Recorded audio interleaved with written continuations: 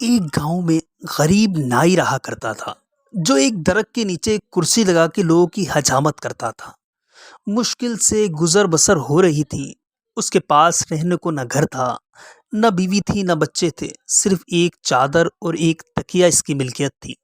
جب رات ہوتی تو وہ ایک بند اسکول کے باہر چادر بچھاتا، تکیہ رکھتا اور سو جاتا۔ ایک دن صبح کے وقت گاؤں میں سیلاب آ گیا۔ اس کی آنکھ کھلی تو ہر طرف شور و غل تھا۔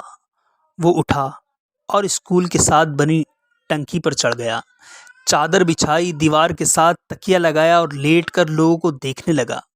لوگ اپنا سامان، گھر کی قیمتی اشیاء لے کر بھاگ رہے تھے۔ کوئی نقدی لے کر بھاگ رہا تھا، کوئی زیور، کوئی بکریاں، تو کوئی کچھ قیمتی اشیاء لے کر بھاگ رہا تھا۔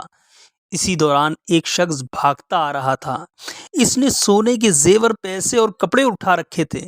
جب وہ شخص اس نائی کے پاس سے گزرا اور اسے سکون سے لیٹے ہوئے دیکھا تو غصے سے بولا، اوئے ساڈی ہر چیز اجڑ گئی ہے، ساڈی جان تے بنی ہے تے تو ایتھے سکون نال لمحہ پیا ہوا ہے۔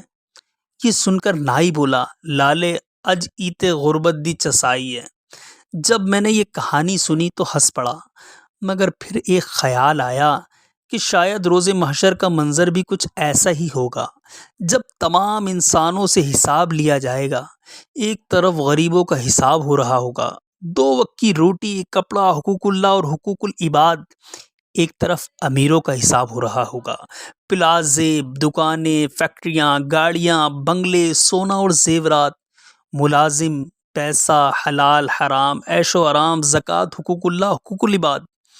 اتنی چیزوں کا حساب کتاب دیتے ہوئے پسینے سے شرابور اور خوف سے تھر تھر کانپ رہے ہوں گے، تب شاید اسی نائی کی طرح غریب ان امیروں کو دیکھ رہے ہوں گے، چہرے پر ایک عجیب سا سکون، اور شاید دل ہی دل میں کہہ رہے ہوں گے، اجیتے غربت دی چسائی ہے۔